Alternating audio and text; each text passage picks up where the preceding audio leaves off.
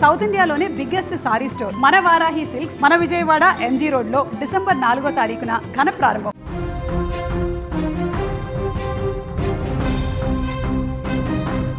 నిలబడ్డ చోటుకే మృత్యువు దూసుకువచ్చింది. కేవలం ఒక్క సెకండ్లో జీవితం పూర్తిగా ముగిసిపోయింది.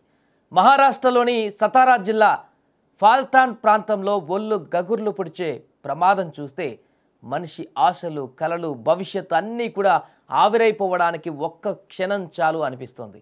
రోడ్డు దాటడానికి డివైడర్ మధ్యలో నిలబడ్డారు కొందరు పాదచారులు, విద్యార్థులు కూడా. ఇంకొంతసేపట్లో ఇంటికి వెళ్తారనుకున్నారు. కానీ విధి మరోలా తెలిసింది. అతివేగంతో వచ్చిన ఓ మినీ బస్సు అదుపు తప్పి యమపాశంలా వారిపైకి దూసుకువచ్చింది. ఏం జరుగుతుందో తెలుసుకునే లోపే కనీసం పక్కకు జరిగే సమయం కూడా లేకుండానే మృత్యువు వారిని ఢీకొట్టింది. ఆ వేగానికి బస్సు అమాంతం గాల్లోకి లేచి పల్టీలు కొట్టింది. దుమ్ము ధూళిలో ప్రాణాలు గాలిలో కలిసిపోయాయి. ఈ ప్రమాదంలో ఒకరు అక్కడికక్కడే ప్రాణాలు కోల్పోగా మరో ఇద్దరు త్రుటిలో ప్రాణాలతో బయటపడ్డారు. పక్కనే ఉన్న విద్యార్థులు భయంతో పరుగులు తీయడం అక్కడ సీసీటీవీ విజువల్స్లో మనం స్పష్టంగా చూడవచ్చు. రోడ్డుపై ఎంత జాగ్రత్తగా ఉన్నా కూడా ఒక్కోసారి మృత్యువు ఇలా వాహనం రూపంలో దూసుకు వస్తుందని ఈ ఘటన హెచ్చరిస్తోంది. సీసీ కెమెరాలో ప్రమాద దృశ్యాలు రికార్డు కాగా అవి చూడ్డానికి భయానకరంగా ఉన్నాయి. ఒక్క క్షణంలో స్పాట్లోనే మొత్తం జరిగిపోయింది స్పష్టంగా మనకు అందులో కనిపిస్తుంది. అక్కడ పాదాచారులు రోడ్డు దాటుతున్నారు. డివైడర్ మధ్యలో ఒకవైపు రోడ్డు దాటి ఇంకొక వైపు రోడ్డు సైడు వాహనాలు ఏ రకంగా వస్తున్నాయో అంచనా వేసి రోడ్డు దాటేందుకు అక్కడ వారు చూస్తున్నారు.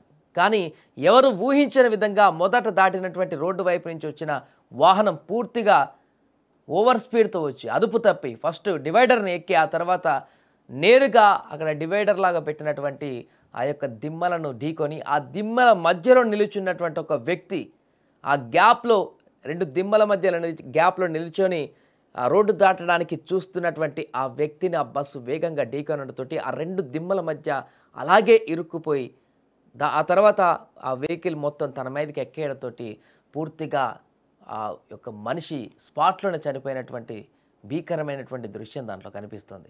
ఇక అక్కడే రెండో వ్యక్తి కూడా ఆ రాళ్ళు డివైడర్కు సంబంధించిన ఢీకొట్టినటువంటి రాళ్ళు ఆయనకు దెబ్బ తగిలి పూర్తిగా కొద్ది గ్యాప్ తోటి ప్రాణాల నుంచి బయటపడ్డాడు. లేకుంటే తను కూడా ఈ యొక్క ప్రమాదంలో తీవ్రంగా నష్టాన్ని చవిచూసేటువంటి పరిస్థితి ఉండేది.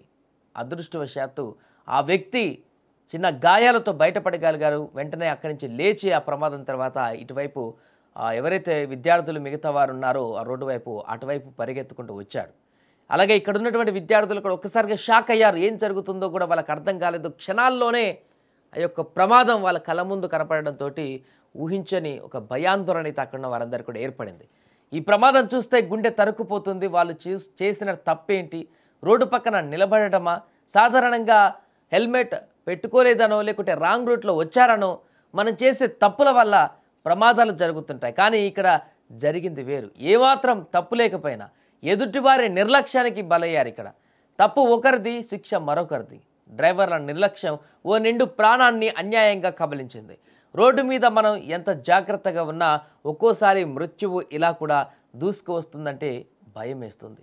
సో ప్లీజ్ డ్రైవ్ చేసేటప్పుడు ఒక్క క్షణం ఆలోచించండి. మీ వేగం ఎదుటివారి ప్రాణాలు తీయవచ్చు.